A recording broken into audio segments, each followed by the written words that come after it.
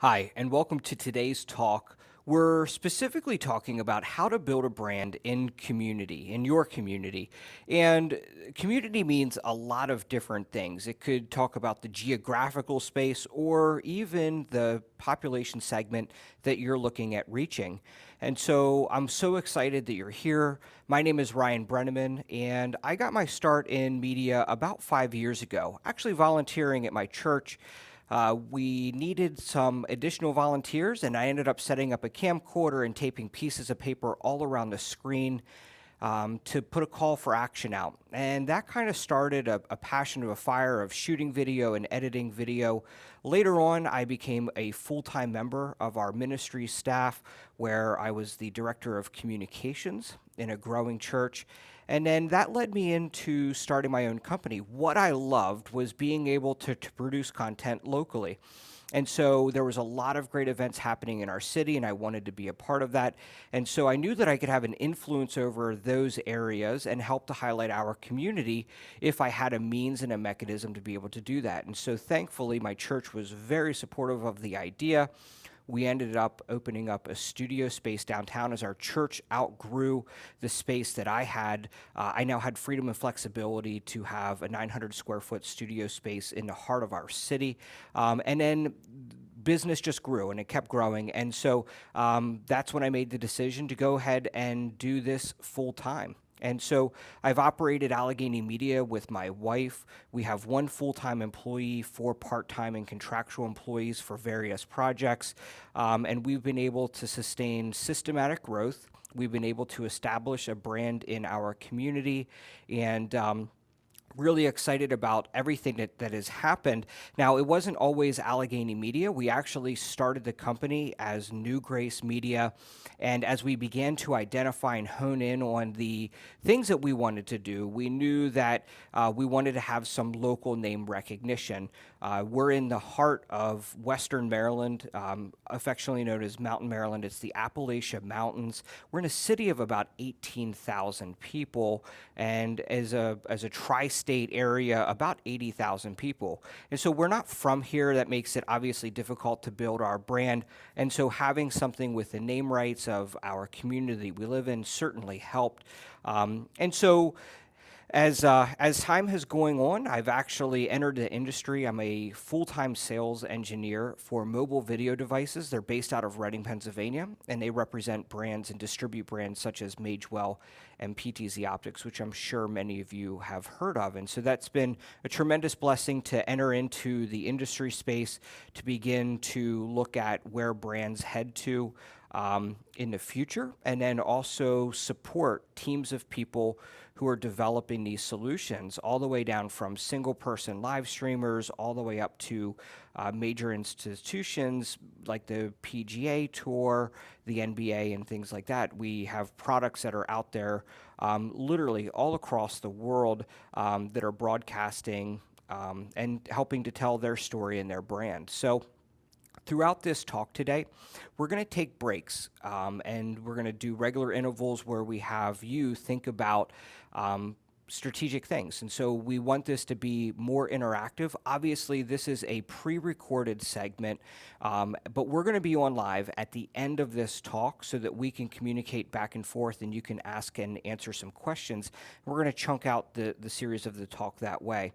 And so, with that, I'll just end that we also operate a show called the Smart Live Streamer, and that'll be kicking back up here in the fall as NAB comes back around. As many of you are aware, it has just been a tremendous area of growth in the live streaming and media video production space. And so over the past year, we have been overwhelmed with the number of projects that have happening. And so the Smart Live Streamer kind of took a back seat, but we're reinvigorating that as we work to push that brand forward.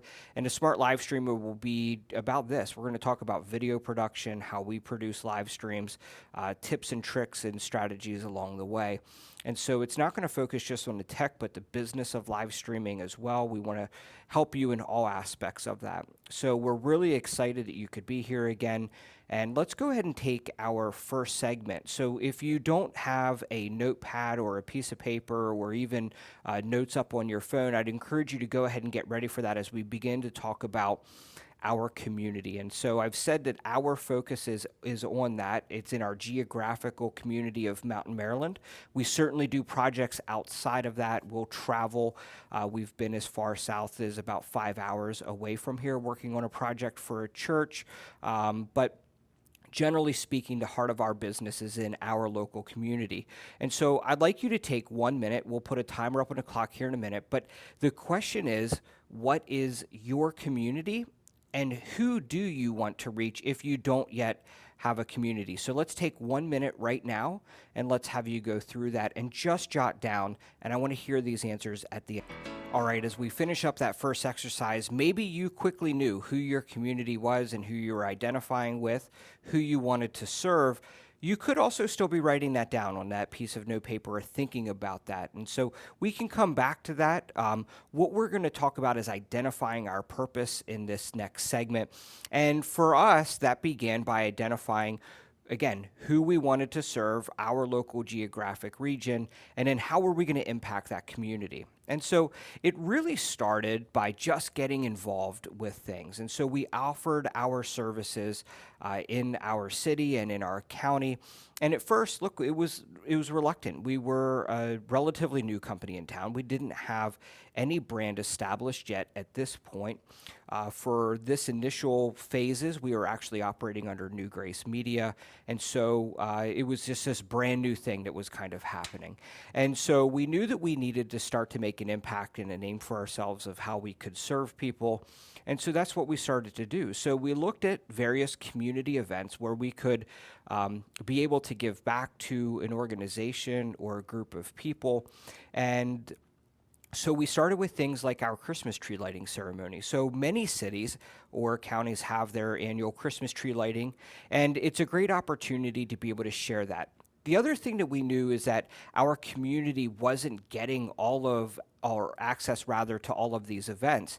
And so when we looked at the nursing home population or the population of people who are bedridden, unable to travel, I said that we live in Appalachia, and so there are a segment of people who are in poverty who have the ability to watch things online, but maybe not have the ability for transportation to get into our city.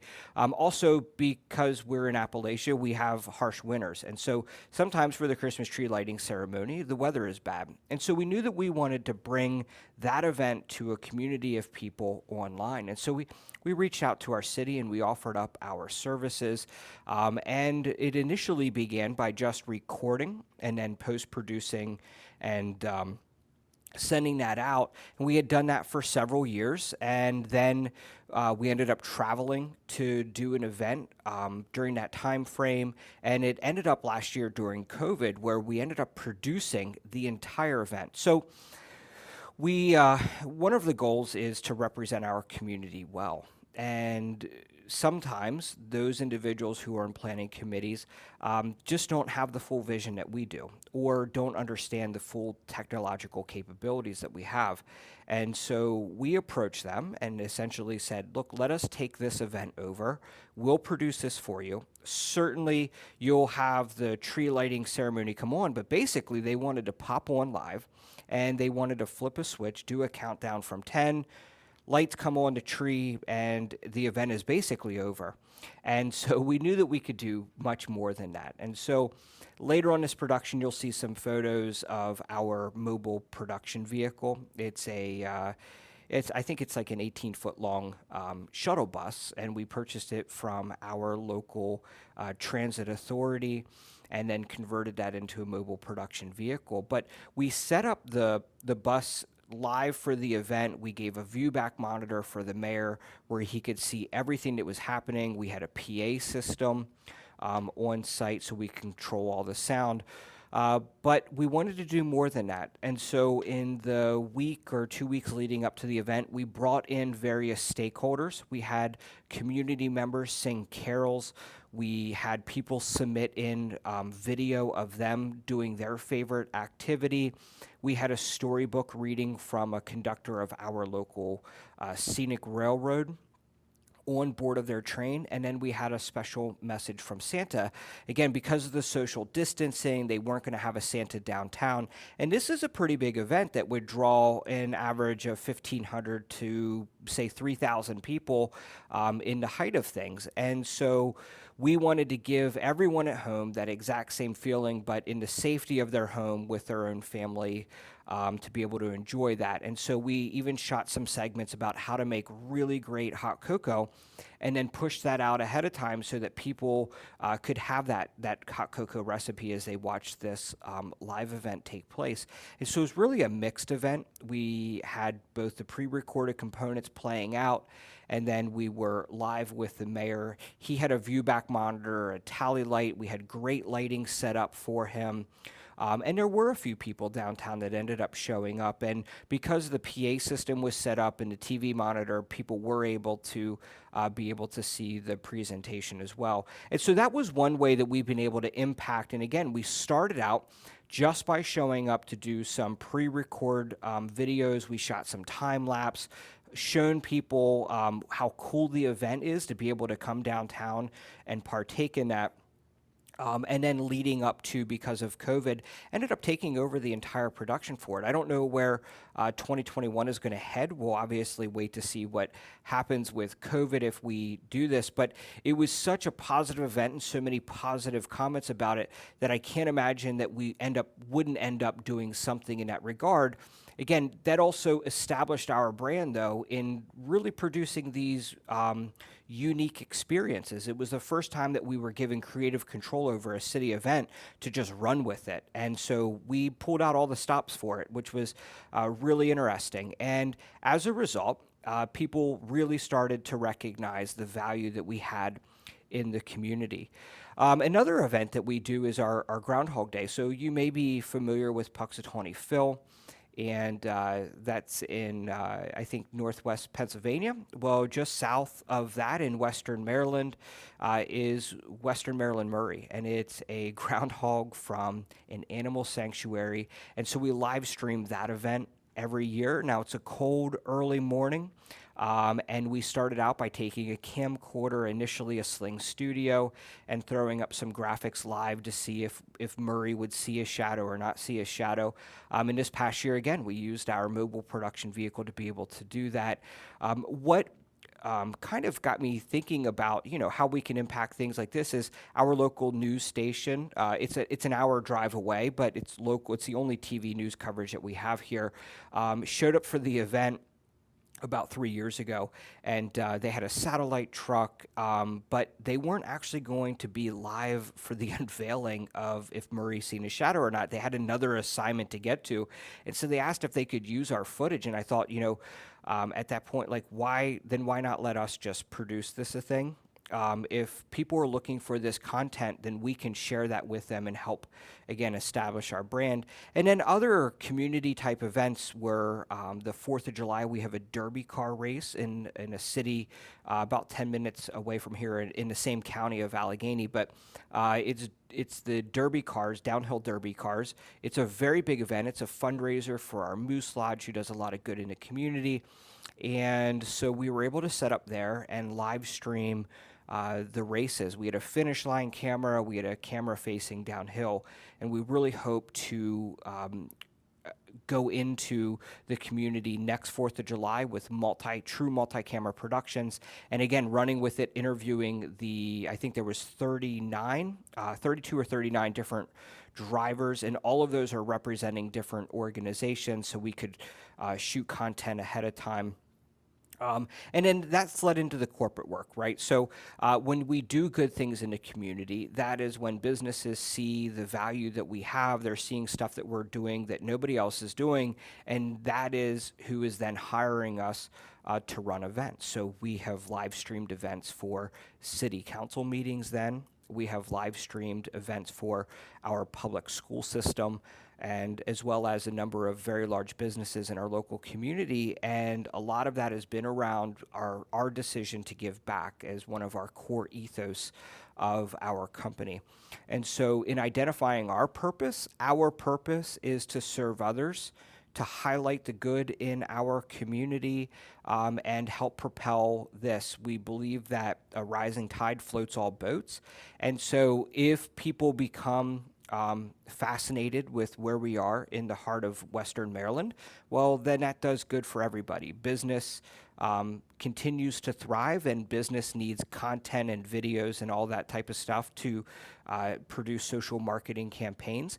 And so then naturally they look for a company that can help them market their product or what they do. And we're here for them when they're ready for us. But other than that, it is just a heart to serve. So thinking about your purpose, identify now. Let's take another minute and let's identify what your purpose is.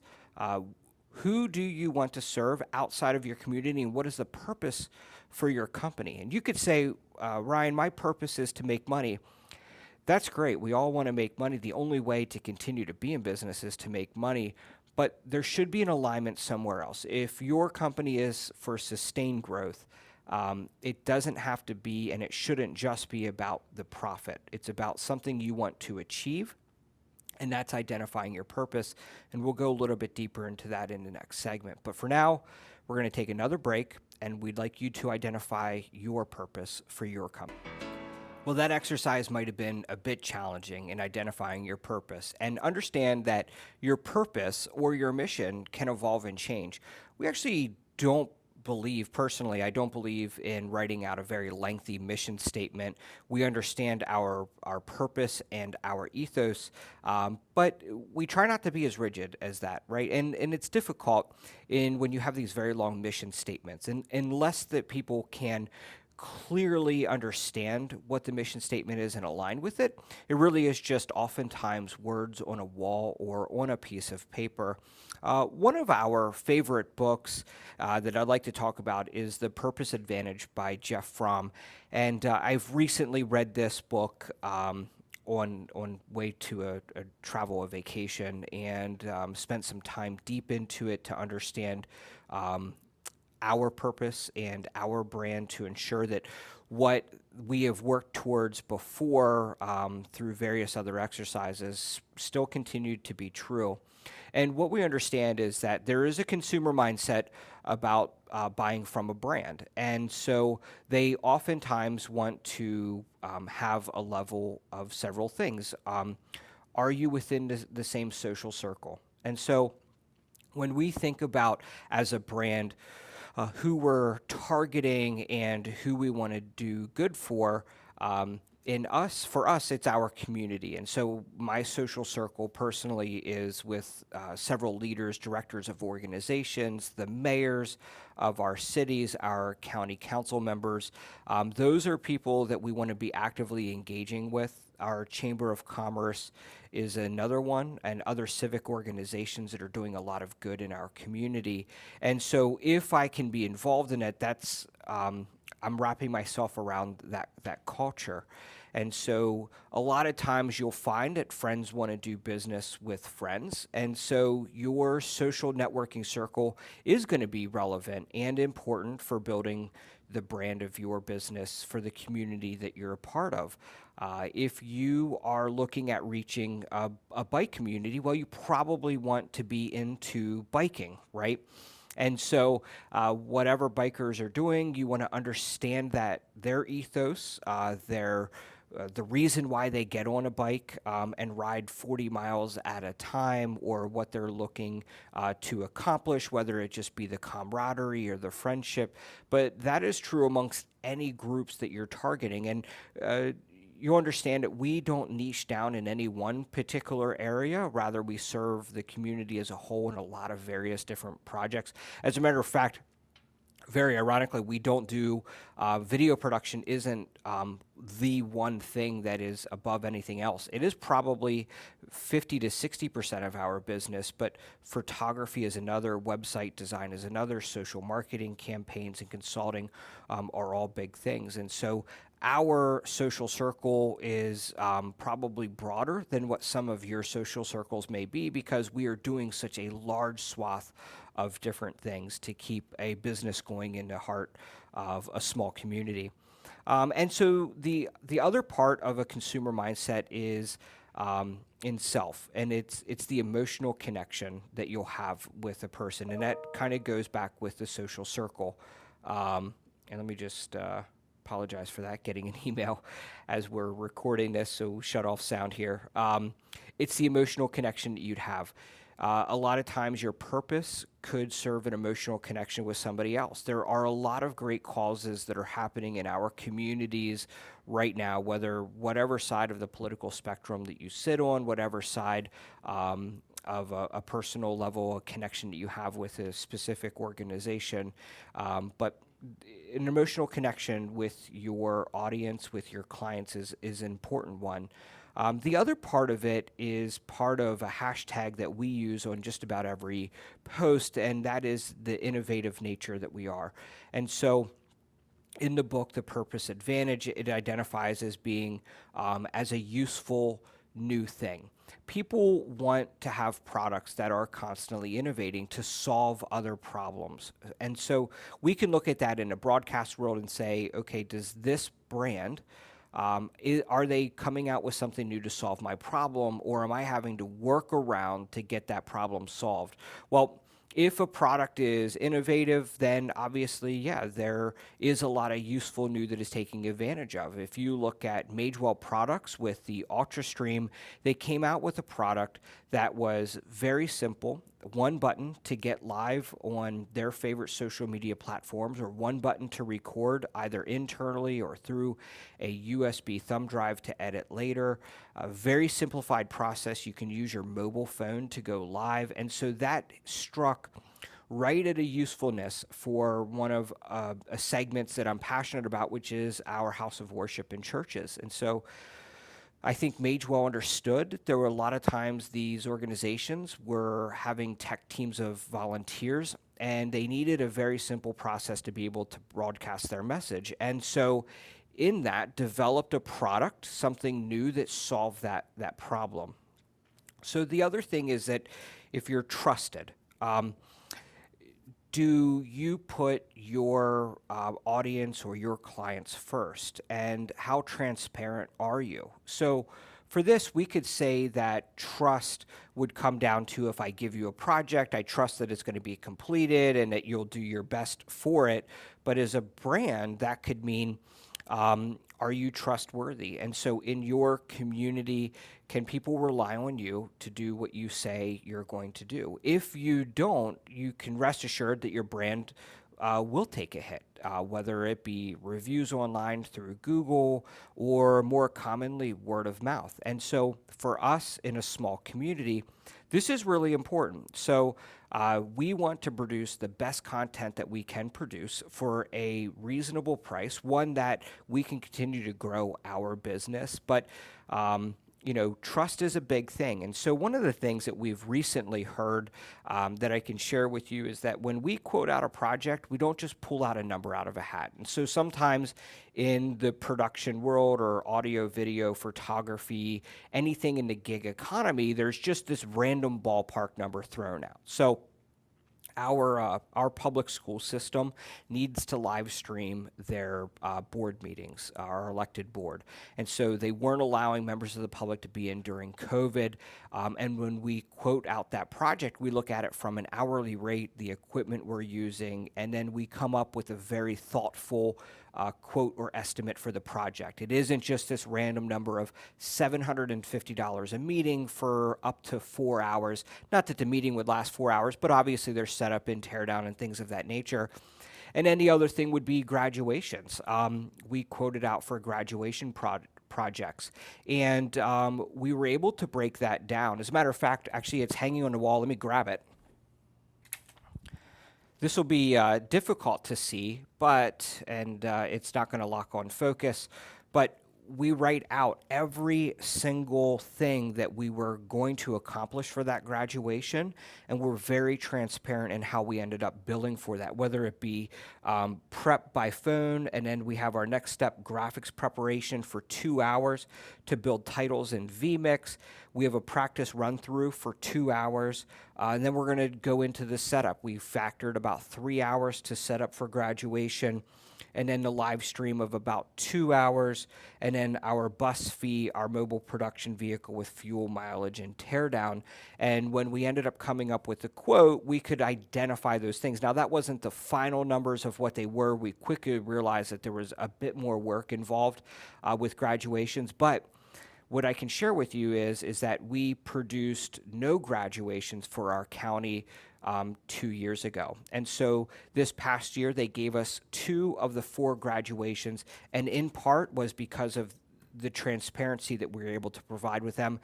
They know that they can trust us when we bid out work. It's a fair quote, and I think that's a big thing. Obviously, Jeff Fromm thinks so as well.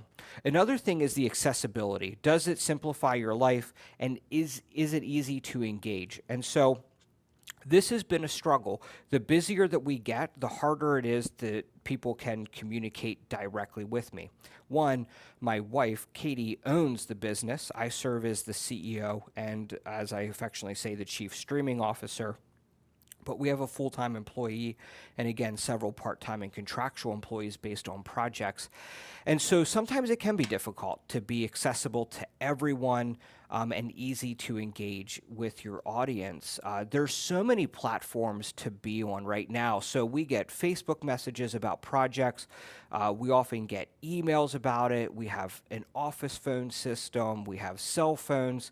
And sometimes everyone wants to communicate in various methods. And sometimes a client wants to engage across all of them, depending upon the time or day of the ease that they're able to reach you. So for us, the accessibility is how can we continuously engage with people, especially being a small business, because when we are on a project, we can't have our phones out or constantly responding to emails. And so we have to set up kind of that expectation ahead of time. But as a brand, if you're a product, how easy and accessible is it to make that purchase, to find out what the price of something is? And so accessibility is a big thing. And all of those things then lead into the purpose, which I hope you were able to identify, which is adding good. Again, we look at adding good into the community. That's our purpose, is to highlight our community well, and to offer up a service to people that they enjoy and that they like. And so at the end of all of this, you want to be able to add good to it. What we want is that we want there to be less churn. And so when I first got out of the Air Force, I worked for Verizon Wireless, and churn in the wireless sales space is when you would come to Verizon and then you would leave and head to T-Mobile or AT&T. Acquisition of the customer is sometimes very expensive, and the return on investment to acquire that customer through marketing ventures, initial meetings, it's all money. And so when we think about onboarding a new customer or a new client, there are obviously a ton of phone calls. There's some personal visits to the space, and all of that, again, time is money. And so if we get out there and we do one project for a customer and they never come back to us again, well, we've just spent a lot of money to acquire them and a lot of effort, and then it never went anywhere else long term. And so what we really desire is to have long-term clients who are willing to work with us and we're able to add value to them. And so when we look at all things, if all things are equal, sometimes purpose is our only difference. So there are other video production companies in our community. Now, I will say that I don't think that we're even close to being on the same page as far as our production level. But if all things were on the same page and all things were equal, we were shooting with the same cameras, we had the same style and format, we were uploading our videos to the same platform, everything equal, the thing and the reason why people would choose to do business with us would have to then end up being purpose, if we were able to convey our purpose better. And so we're in a small community, and if you've ever read the book E-Myth, it really talks about if you can make it in a small community, then you can basically make it anywhere. And so it has been a struggle and a fight for 5 years, and most small businesses fail within that time period because they can't get their product launched. Luckily, I said we bootstrapped our thing. I worked full time for a church. They believed in what I was doing at the time. They wanted to make an investment into me and into this area as a ministry, and so we were able to incrementally up things. Now, where I'm shooting from, this is my office that I use for mobile video devices as a sales engineer. And across the hall in the sixth floor of our a building downtown in our city is a 900 square foot studio that features a podcast space.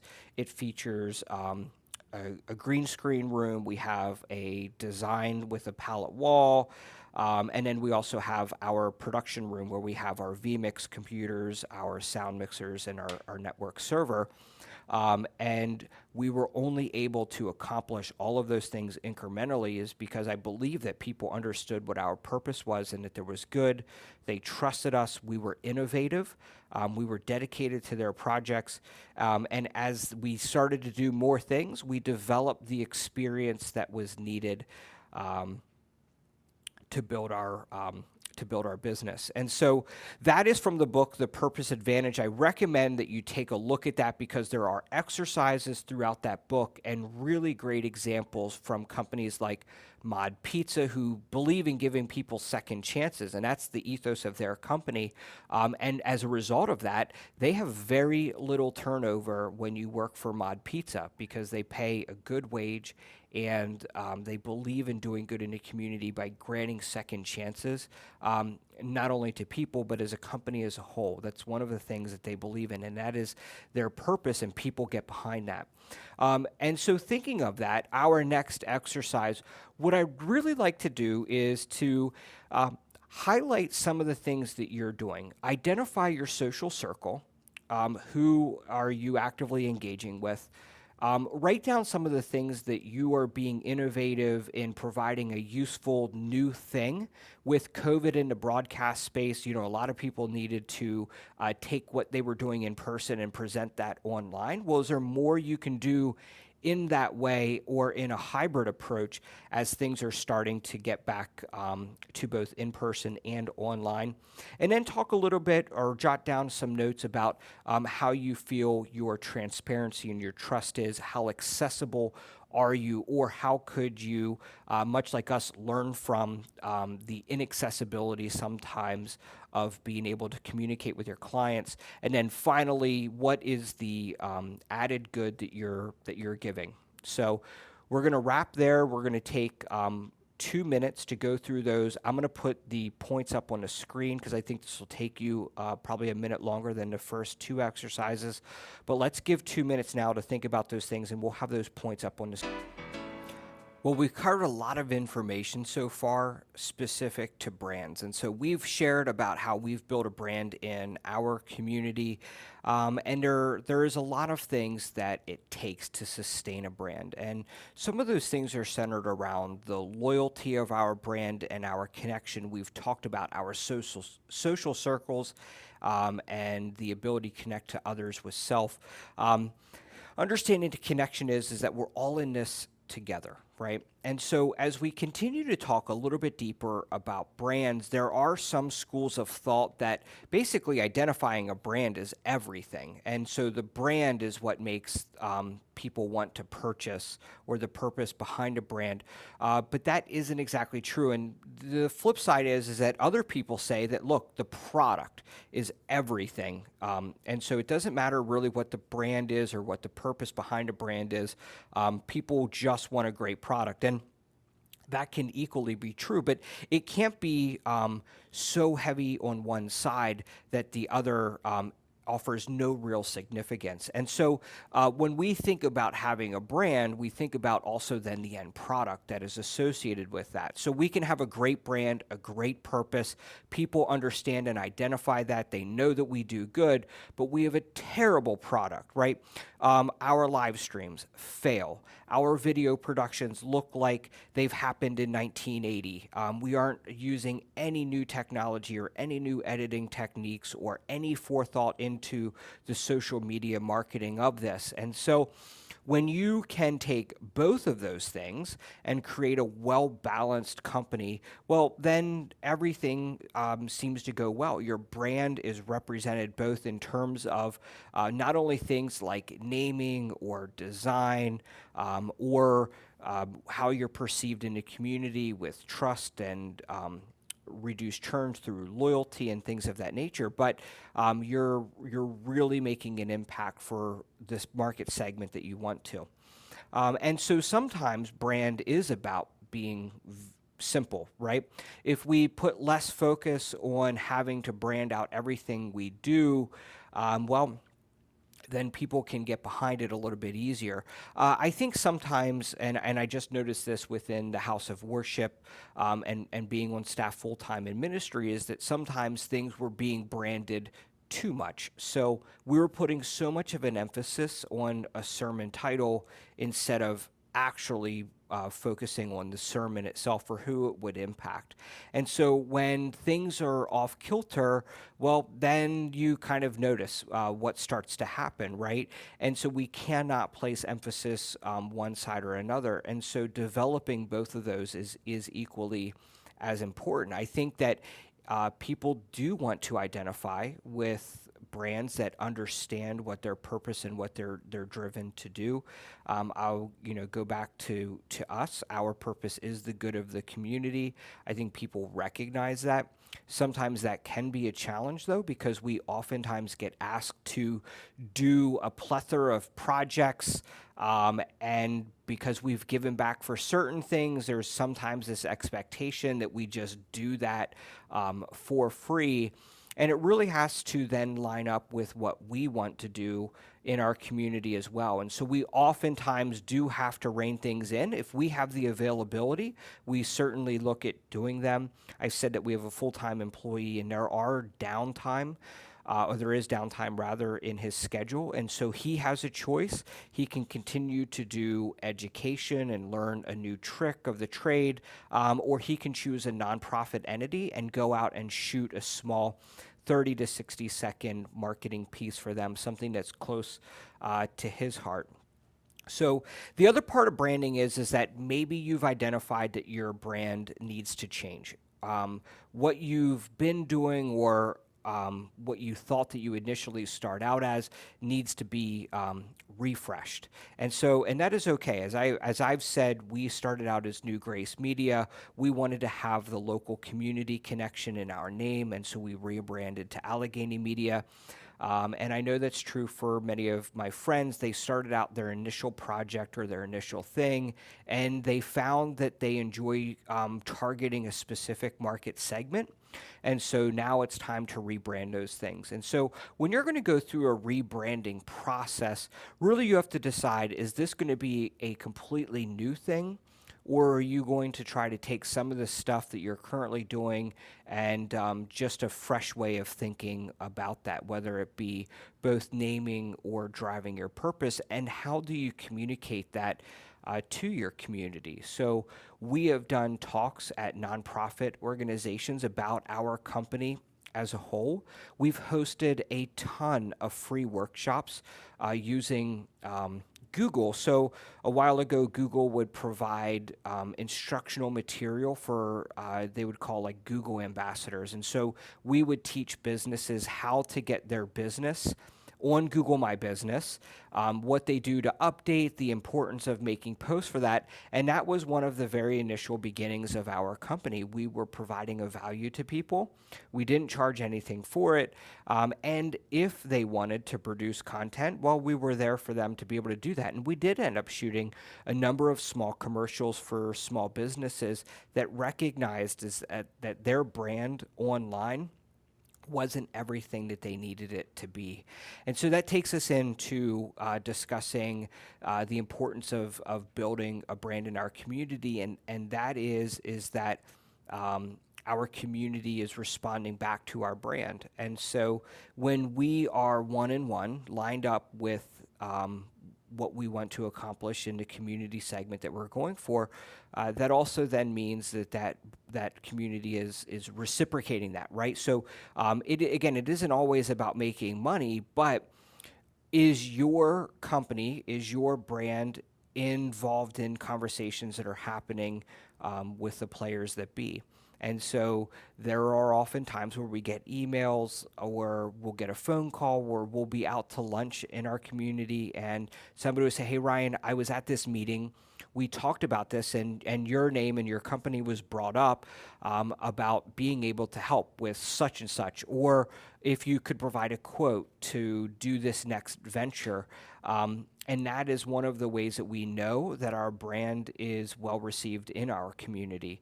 So as a whole, we've covered just so much information. And what we're going to do now is when I pop off here, we're going to do some Q&A back and forth. I don't know that I can share anything else more with you other than the importance of building a brand. Personally, the Smart Live Streamer is another one of those ethos things of being able to share information off, things that we've learned and some innovations that we've done. But that is about building my personal brand, right? So I consider myself to be a Smart Live Streamer. I didn't always start out, you know, as a Smart Live Streamer. It's a school of hard knocks in learning what worked and what didn't work. As I said, this has been a 5-year journey, but over the past 4 years, really, it has been about solidifying everything we do. How do we elevate everything we do? How do we continue to innovate in things that we're doing? And we're really excited for innovations this fall for football. We stepped up to the plate last year when attendance at a local high school wasn't going to be allowed, in-person attendance for high school football games. And so the school reached out to us because we had worked with some students in doing some things at the school, volunteered our time to teach some journalism and some production. But they came back to us and said, "Listen, we really want to live stream football." Well, we knew that we didn't want to do it the same way everyone else did. And so this year, we're looking at deploying a gimbal and a vest on a DSLR, a Sony A7S III, and we're going to get sideline shots using shallow depth of field, wirelessly transmitted back to us in a full NDI production.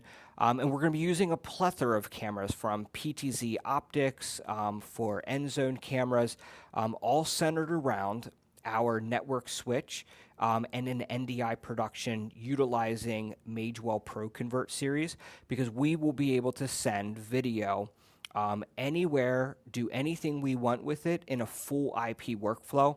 And that's kind of the power and what I love so much about working with mobile video devices, is because we can innovate and I can continue to find ways to use products that are useful to other people, so that people like our announcers in the booth are able to see things. And we're going to be able to go from our production vehicle back to the announcer's booth, where the heart of all the devices are, using fiber. And so that's one way that we're able to innovate, and we've communicated that. Another way that we're innovating is we're going to green screen all the players.